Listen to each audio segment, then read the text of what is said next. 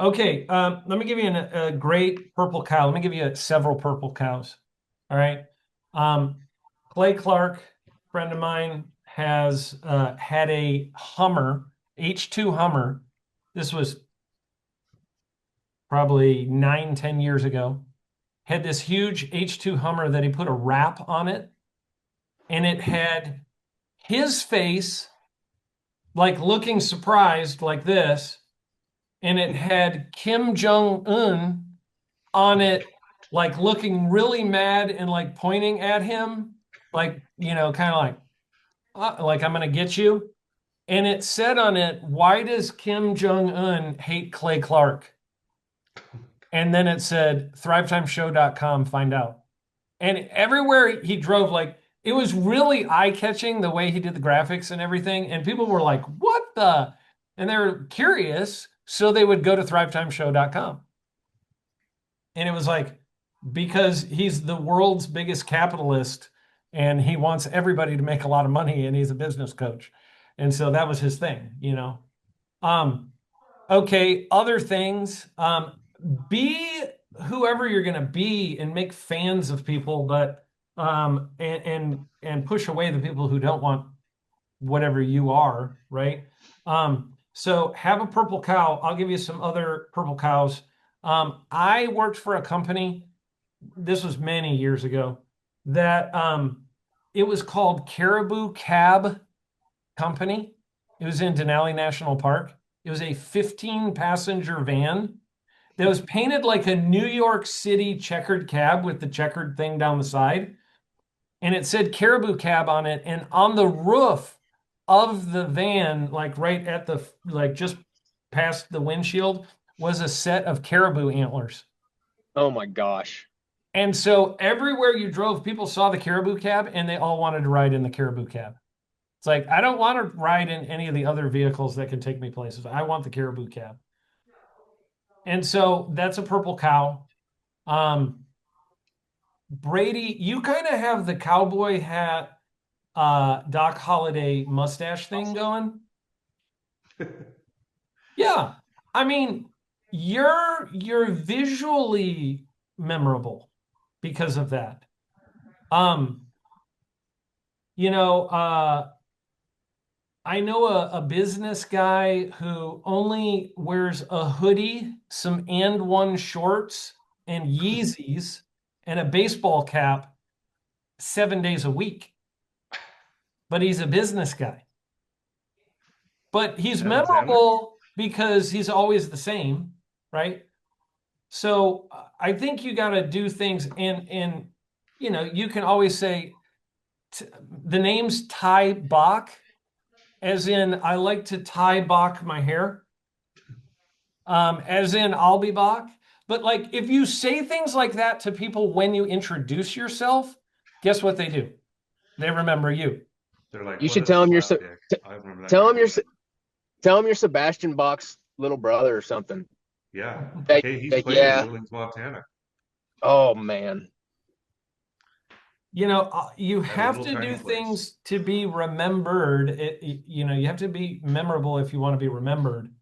And people will forget you, but when we're selling homes, you got to be top of mind awareness so that I started by saying my parents' friends who were multimillionaires from doing real estate told me, Aaron, when everybody who knows you as that real estate guy, that's when you'll have made it in the industry because you become the top of mind awareness. So when they're like, they're sitting at home on a Thursday evening and the husband and wife are having a conversation and they're going, I think, I think we want to sell the house. Like, then the next thing they always turn to is who should sell it. And if you're the person that they think of because you're top of mind awareness, then you're the person they call. Same goes with, I think we want to build a home. If you're the person they think of, then they come see you, right? So you just got to be that person who's the top of mind awareness. And Purple Cow helps a lot. Um, Other forms of prospecting we talked about a little bit, but realtors, right? Like That can be the most powerful thing is getting them one-on-one in your model home, one-on-one in your home. Why do you think it's most powerful to get them one-on-one in your home? So they can experience it and feel it, paint the picture, the Yep, dream. Plus, you can overcome objections in person so much easier. true that. What do they mostly look at?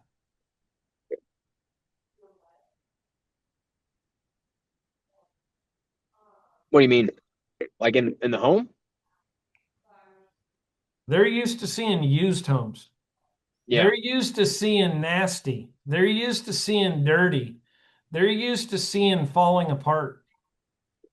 Have you driven through Sheridan and seen some houses that look rough, Ty? Yeah, I could one right across the Brady? street from mine. Brady, have you driven through the Springfield area and seen some nasty, skanky, fallen down houses? Yeah, I've toured a few. Right? That's what they see all day long. The reason you need to get them as a new home sales specialist, right? In new home sales technique, get the realtor in your brand new, beautifully decorated, never been lived in before, clean, furnished home so that they can go, this is nice. They would rather sell that, right? So get them into your home. That's the best way to get them like doing business with you is to get them into a new home because it's such a stark contrast from what they're used to. Like they don't like looking at those old homes. They don't like having to deal with that. What's the number one thing that blows up a deal for a realtor?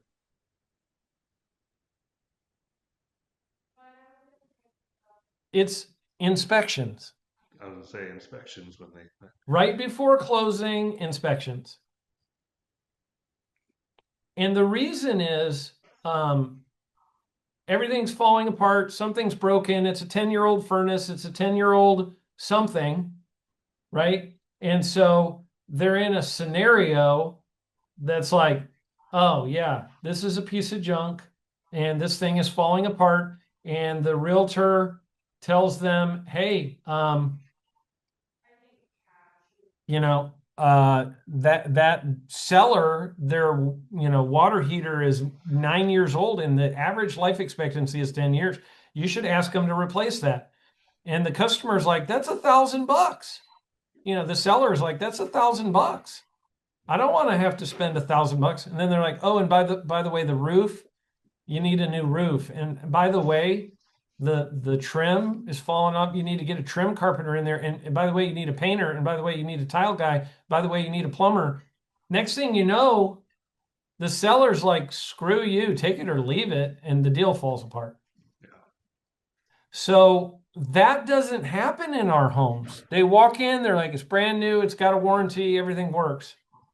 Cool. You removed the biggest obstacle they have by being us.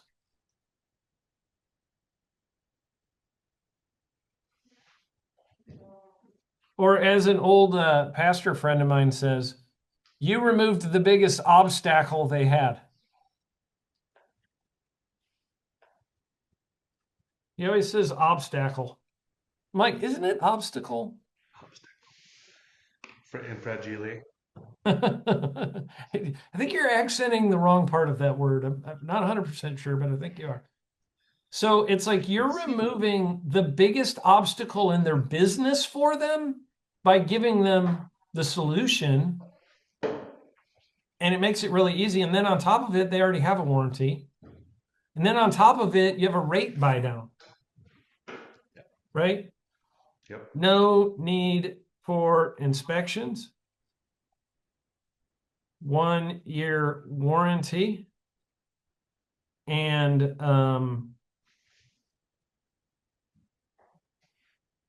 rate buy downs. You overcome the three biggest problems they have. Yeah. I am the solution to the problems you have. That's what you should say to any realtor you talk to. I'm the solution. And I'll be back. I am your biggest. So they don't know this a lot of times.